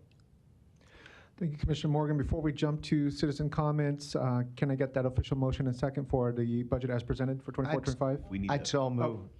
Oh, sorry. So we usually We have close to it close first? the public. Okay, very good. In that case, we'll take the citizen comments, and then we'll close the public hearing.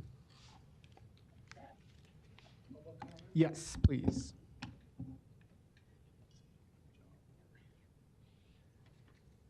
I'm going to pass these out. 1, 2, 3, 4, 5. I think that's enough. 6. Thanks, Dan.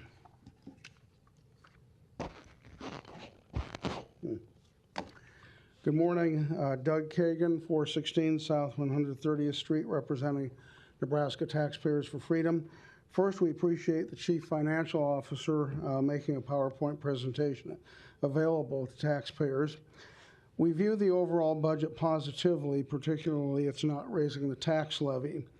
With property valuations skyrocketing in Douglas County, taxpayers probably would appreciate it more if the board would lower the tax rate. The fact that this total budget sets over 12% above the previous fiscal year budget and factoring in inflation, we would like to see this board set strategic targets for comprehensive budget cutting. Also understand that federal pandemic funds only temporarily will help you balance the budget. Moreover, inheritance tax funds are continually threatened with elimination. You have managed to balance the fiscal year 2025 budget. However, we urge commissioners to not annually scramble for cuts to balance the budget, but to initiate a comprehensive strategic plan to eliminate unneeded services and personnel. I'm not going to talk about every one of these bullet points, but I just want to refer to a few that we suggest. Eliminate non-mandated services. Use zero-based budgeting in the departments that you can. Determine which services are requiring added appropriations, like in criminal justice, and which services are utilizing lesser appropriations. Then transfer funds from the latter unencumbered monies to the former. Determine what categories of expenses are likely to increase in future years, like county corrections, judicial, etc. Determine which categories of expenses may decrease during future years. Estimate what revenue sources will increase in future years, like grants, hopefully, and which revenue sources may decrease, like the inheritance tax. Consider what services the state in future might fund or partially fund. Next, consider what non-mandated services the county can either trim or eliminate.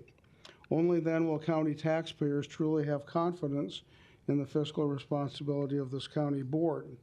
Finally, we suggest that during the department budget hearings, each department present a similar template showing the same information in similar form, such as personnel numbers, increased or decreased expenditures, specific activity costs, etc., and ask the departments to put them online. We looked at the Sheriff's Department online. They put their slideshow online. It was very detailed and very informative, and we would encourage all the departments to do this. I know it's an added responsibility to have individual budget hearings, but I think that's the only way you can really have a way for individual taxpaying citizens to see what every department is doing, like Commissioner Kavanaugh suggested. Thank you. Thank you. Let me jump back to Commissioner Borgeson first. Thank you, Mr. Chair. And Commissioner Kavanaugh will probably fall out of his chair, but I do agree with what he was saying this year about this budget, because this is the first time we've not really gathered as a board to talk about the budget and where we could potentially cut.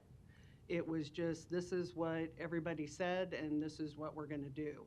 And I, for one, and Chief Deputy Wren is here, and he can correct me from whatever I say if it's wrong, but when it comes to looking at each individual budget that went over our target, there is probably over 600,000 or more in that budget of the sheriffs that could be eliminated.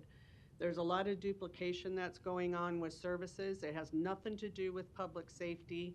That is our number one. We get it. We got it. I think we're doing a great job about it.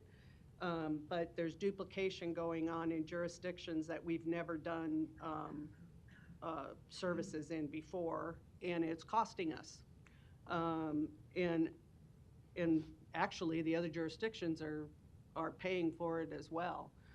Or the citizens are paying for it. We had some conversation about a $368,000 or $86,000 armored vehicle, which could easily be eliminated, unnecessary, not needed. We have mobile crisis teams that I brought up before for behavioral health. We don't need to develop a whole new department like the city of Omaha did when we have mobile crisis teams available to respond for behavioral health issues. And I'm hoping that as we work towards, or in the future here, that we actually do have a non-law enforcement response to behavioral health issues for the majority of these cases, which I think is better. When Commissioner Friend talks about mandated versus non-mandated, I agree, but I disagree because some of those non-mandated services actually save us money. So if we didn't have the community corrections programs that we have, those individuals would most likely be in our jail. And that's at a much higher cost than what we have with these community corrections programs. But we have to have those discussions as a board. So bring in all of the budget of the corrections and let's start going through one by one. Medical, we knew ahead of time that was going to increase. Nothing we can do about it. We're mandated to provide that service. I was here when we did it in-house. Not a good idea. Not a good idea. Is there different ways that we could potentially kind of bifurcate some of those? Maybe. That would be a good conversation. When we talk about encumbered funds, we have to stop this. We have to stop encumbering funds. This is a way for people to kind of future earmark funds that we may or may not have. And we don't even know completely. We don't get a report during budget time. We don't get a report on a quarterly basis of these encumbered funds that had been encumbered back in 22 or 21. So you get 3 years, are they being spent on what they said they were being spent on? Are they spent? Did they go away?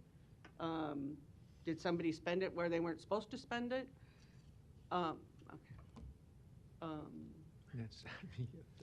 That's time for your first round, Commissioner Borgeson, I'll let in case you want another. If another citizen wants to, Very good. I'll take a break. Sounds good. Do I have time to respond or no? No? Let's loop No, back that's all around right, to you as well, Lori, and let Larry come on up.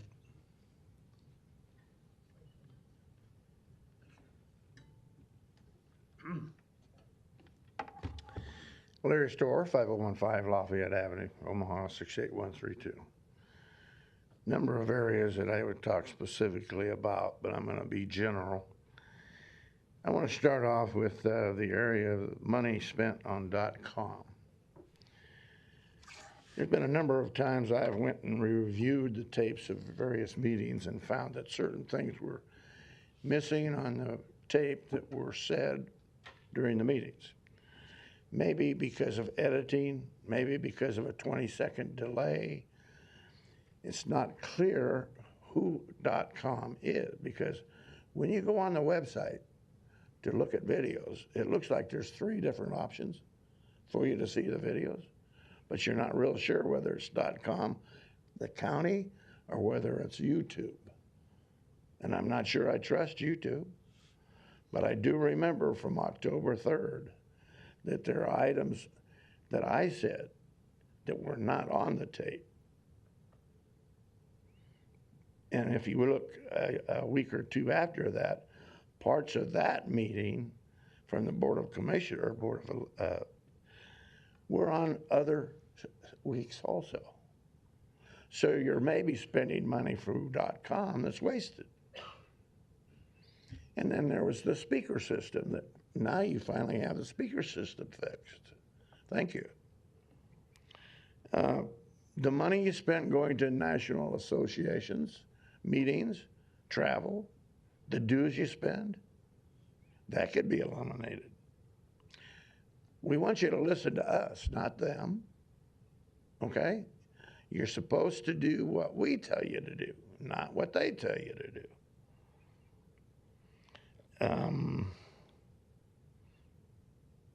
Time's running out, so I'll end with this. Elections.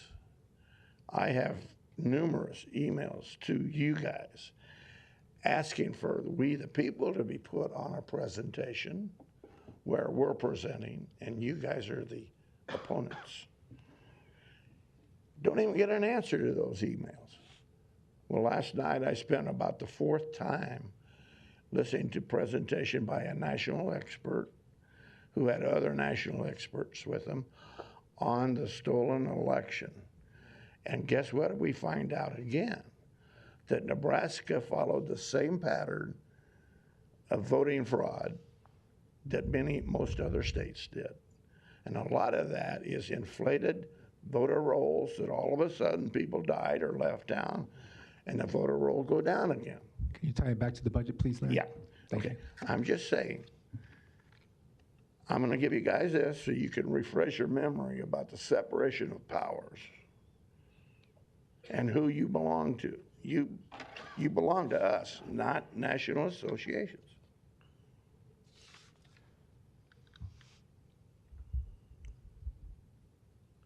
You don't realize how serious the situation is because you don't listen to the citizens. In fact, you shut us up by removing citizen comments. Unconstitutional, ladies and gentlemen, and you need to honor your oaths of office or step down. People aren't going to take it anymore. Thank you, Larry. Other citizen comments? And then I'll come back.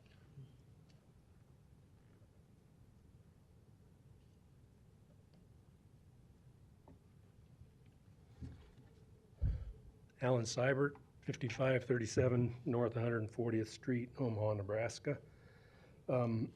This is a proposed budget. It can't be emphasized enough that it's proposed. I realize the questions I'm about to ask may not be answered now, but I think they should be kept in mind.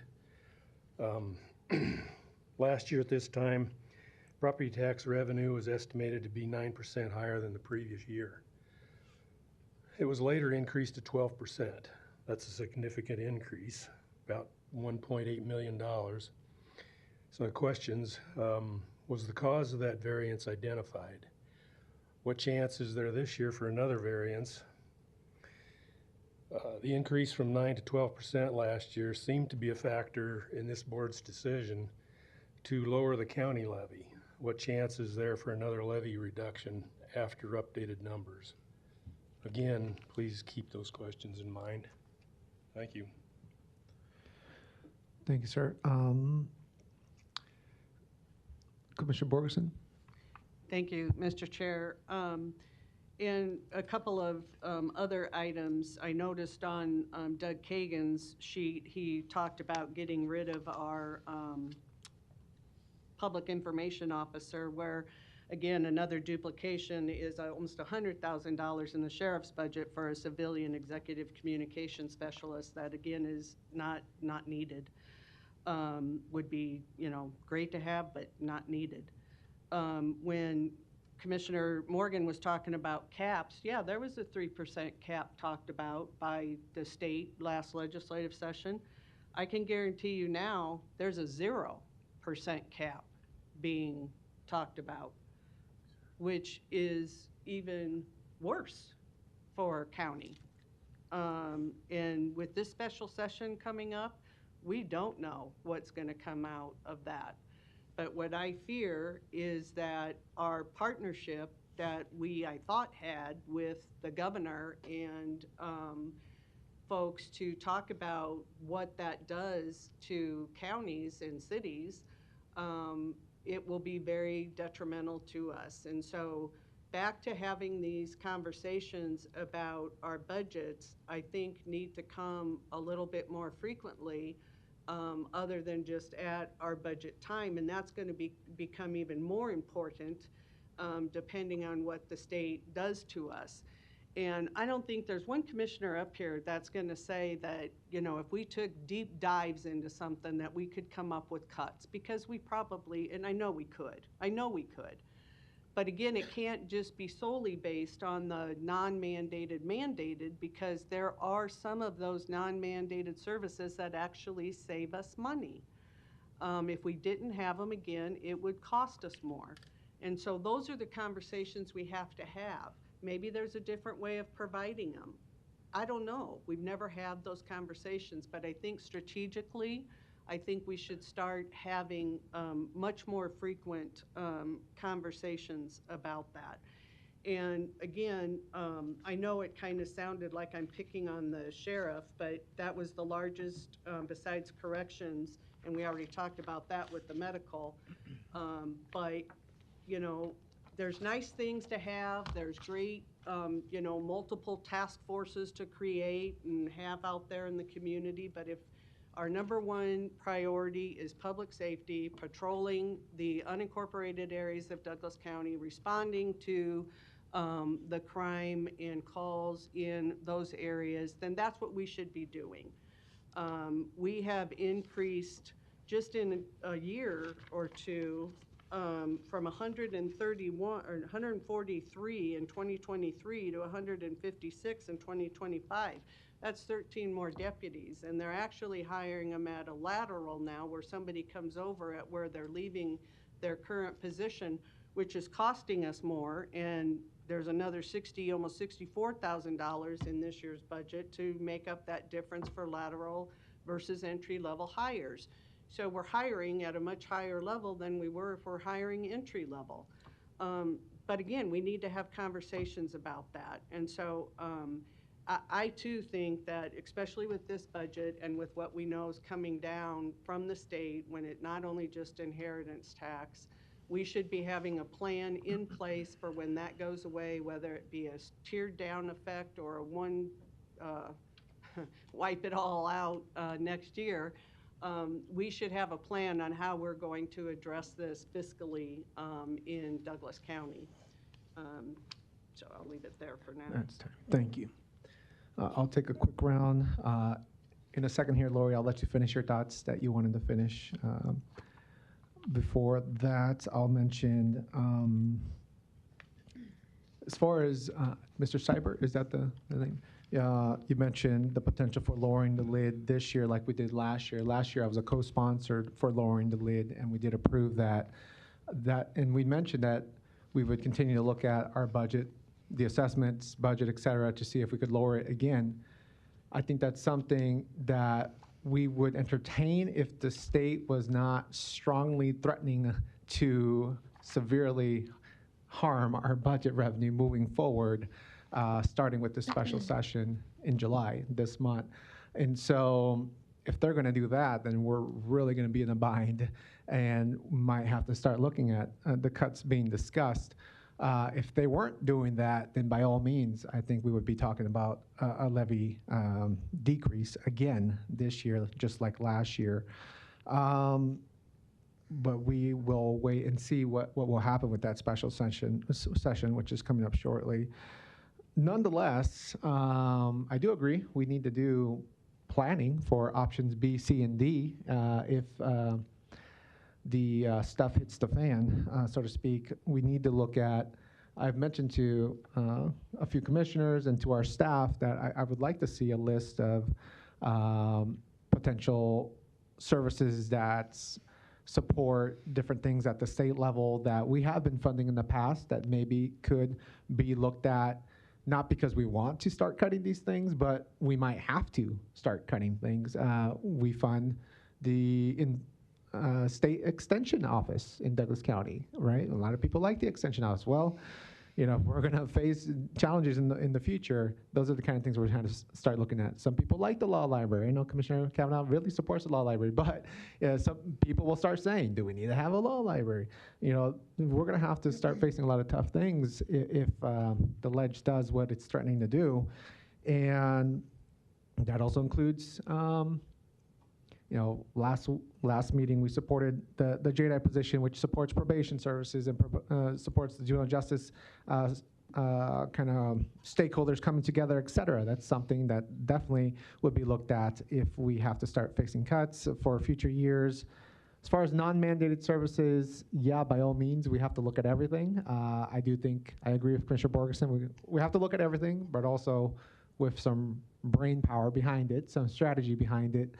Which one of those non-mandated services saves us money long-term? Which ones are potentially on the chopping block that we are willing to chop right away? Which ones do we want to hold off on? Which ones do we partially chop? Yeah, there's so many things to look at if we have to go in that direction. I'm hoping that we don't.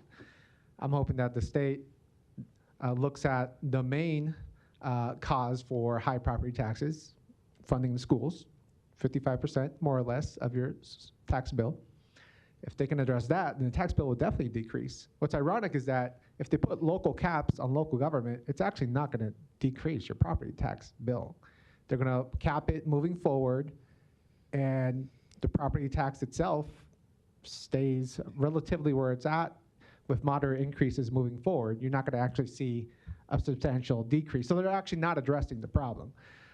If they tackle the school board fund or the school's funding, which the governor has mentioned, then they would actually tackle the main core problem and actually reduce your property tax bill, which would be great if they could tackle that somehow. So we'll see what happens there. I'm not eager to start cutting a lot of our departments that do amazing services for our citizens, but by all means, we do need a backup plan, as Commissioner Borgeson mentioned. I'll stop myself there. Further citizen comments, if any? Oh, sorry, Commissioner Borgeson. We will jump to a third 2-minute round for you. It won't even, thank you, Mr. Chair. I just wanted to comment on the National Association program that I brought to this county that has brought in, and this is the latest, or the past of March 2024, I'm waiting for an update, but since August of 2020, it has brought in $9 million to this county. And we wouldn't have had that if that program wasn't brought here through the National Association. So the bashing of the National is not that we're not listening. We're listening, and we're bringing good things to this county that's helping offset our services with revenue that we wouldn't have had otherwise. It's not included in this budget again this year as far as a item to talk about. But once I get the updated number of what we now have currently brought in as revenue from that program, I'll bring it to the board as an update, because that's something we should be getting kudos for, which we're not. One, maybe people don't know about it, but two, it's been presented and it's been talked about, but instead of spending, we're actually bringing in money just because of how we're dealing with our liquidity and our dollars. And that's a good thing. That is a good thing, because it's helping with offset those property taxes, because again, we have no other revenue source to, as Ms. Purse talked about in the beginning, of a three-legged stool. We have one leg of that stool. And so again, I get kind of frustrated that we have a good thing, an excellent program that's brought in millions of dollars to this county. And I think that's something to shout about and give kudos to everybody involved in making sure that we continue that program and bring in more. Thank you. Thank you, Commissioner. You already had a round, Larry, I'm sorry. Other citizen comments? I'd just like to question that a little bit. You already had a round, sorry, Larry. Yep. Sorry, Larry, you already had a round. I appreciate it. All right, other citizen comments at this moment for the public hearing before we close the public hearing on the 24-25 budget? Or from commissioners that have remaining rounds? All right, if not, we will close the public hearing on the budget for FY 24-25. With the closing of the hearing, we can now get a motion and a second for the budget as presented. Motion by Morgan, second by Boyle. And we can vote. Mr. Chair? Yes. Do we want this to include adjournment from the budget meeting? Oh, it sure could. Commissioner Gallo, did you have a comment on the motion? Because I'm going to abstain, I just wanted to make a record that I'm abstaining based on the comments that I made earlier regarding the need for a more robust budget process. I think we've all addressed this more or less, and hopefully we will see this in the future. But based on the information that we have in front of us today, I don't think it's appropriate or best practices to go ahead and approve this $500 million plus budget based on a 55-minute discussion and a one-day public input. So I'm abstaining on this vote. Thank you. Commissioner Borgeson? Just for the record, I'm not abstaining, I'm voting no on the budget because I do believe that there should have been much more conversation and looking at where we could potentially make some cuts, again, preparing for what we know the state's going to be doing to us here in the near future. Thank you. Commissioner Friend? Thank you, Mr. Chair. And with all due respect, the commissioners make valid points. I'm voting yes on this budget for the reasons that I laid out for the opportunities that I had, the 8+ minutes. The mechanical versus the ideological. I know that Doug and the Nebraska Taxpayers for Freedom, I know other organizations around the state who do really good work in this regard. Doug does great work. He's been doing it for years. I also know how this mechanically works. And I'm not going to vote against a budget that I know mechanically works right now. Will I vote for decreases when we do the appropriate analysis? Will I vote for cuts? To Chair Garcia's point, yeah, probably.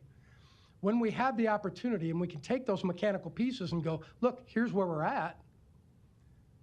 And by the way, here's what we're going to do. Good. Commissioner Kavanaugh made a great point. Maybe we haven't vetted that stuff enough. But my point again is this, and I'll end with this. We can vet it until the cows come home. But when these mandated services, and elected officials particularly, come in, walk in and say, I need this. You, commissioners, don't have any choice. You better rubber stamp it. None of us like that idea, but we do. You know why? Because there's historical data here. If an elected official walked in here to this podium and said, no, you will give me that amount of money, you know what we do if we say no? Next thing you know, we got a lawsuit on our hands. Because they're going to say, no, we need this to operate. Or even worse, from a political and ideological standpoint, somebody's taking a bully pulpit out there and saying that we're jeopardizing public safety. I don't know a commissioner on this board that's ever done that, not since I've been here. We don't jeopardize public safety. We don't jeopardize roads production. We don't jeopardize emergency management services. We won't jeopardize 911. We won't jeopardize these things. I'm voting yes for this budget because I think it's rational. And I also think, albeit we should probably have a little more vetting. Great, I'm open to that. Let's do that. But we're going to vote no on a budget. You know, look, we could have two commissioners saying no, this budget's going to pass. It's easy for them to go out. They're not going to do this, but it's easy to go out to KETV after that and say, I voted against an irrational budget. This is not an irrational budget. I laid out some of the mechanisms to the mechanical budget that we have here and the choices that we have available to us and the choices that we don't. I respect greatly these commissioners' decision-making here. I'm saying I hope that they would respect that I'm going to say, let's keep county government going in an appropriate fashion, and let's enhance the process as we move forward. Thank you, Mr. Chair. Thank you, Commissioner. Very briefly on my end, I do plan to vote yes with a strong cautionary tale to all our departments, especially with the upcoming special session. In past years and recent years, we've been able to cover overages. We've been able to cover expansions in needed personnel with law enforcement, criminal justice, public safety, with needed software upgrades for public defender's office and related offices that they needed to upgrade after 2-3 decades of working on antiquated old software. But I really hope that all of our county officers, defender, attorney, sheriffs, etc., will be with us in helping to educate our legislators, our governor's office, in how our local budget addresses those needs in criminal justice, law enforcement, public safety, and how any potential changes or caps will affect those very issues and services. So we'll see what the future brings us, but hopefully we can educate together our state partners. With that being said, Commissioner Borgeson.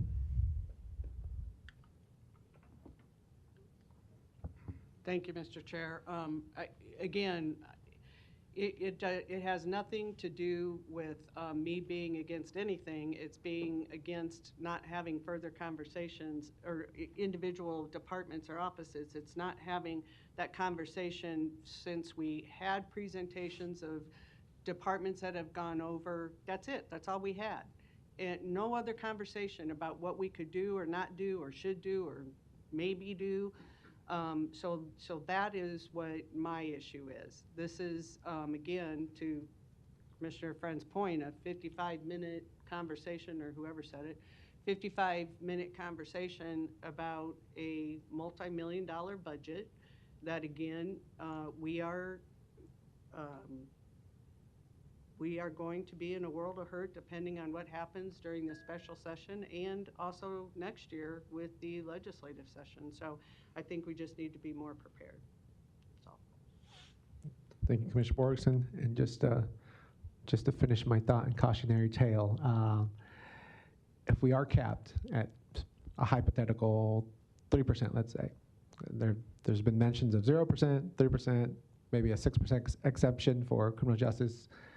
There's all kinds of things being tossed out there, but in a hypothetical, just for the sake of grabbing a number that we're capped at 3%, in future years, I would not be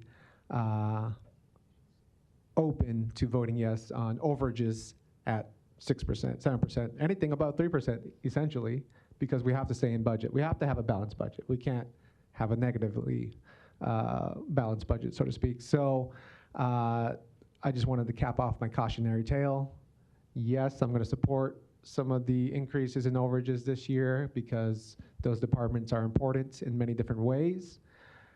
But let's see what happens, because if we're capped, then don't expect these kinds of overages supports in the future just for the sake of keeping a balanced budget in the future if we are capped. Hopefully we're not. Hopefully that they address the school board issue and actually lower our property taxes by addressing the school funding, but we'll see what happens. Anything else before we vote? If not, let's vote.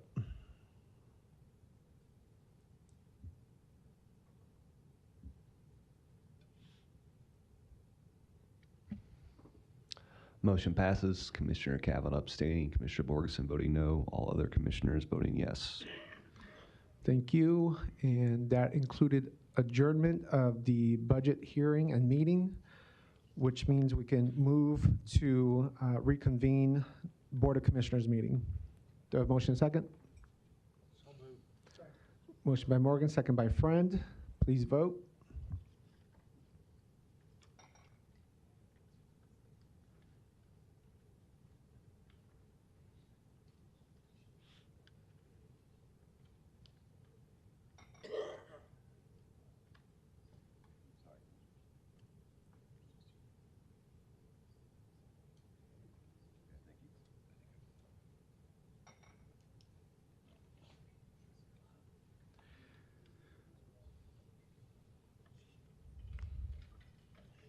Motion passes 6-0.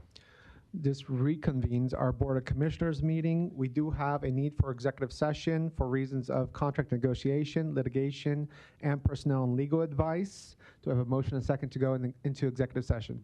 So moved. Motion by Morgan, second by Friend. Please vote.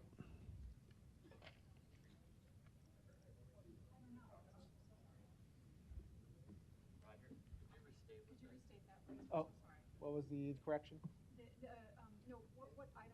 Oh, I said contract negotiation, litigation, personnel, and legal advice. Okay. You're good. Motion passes 6-0. The board will now go into executive session for reasons of contract negotiation, litigation, and personnel and legal advice.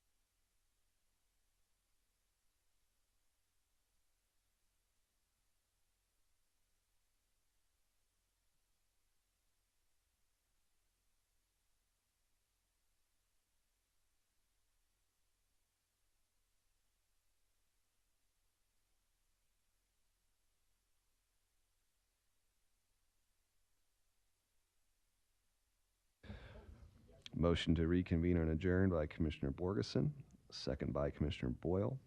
Motion passes 5-0. Commissioner Kavanaugh is absent. We are adjourned at 12:08 p.m.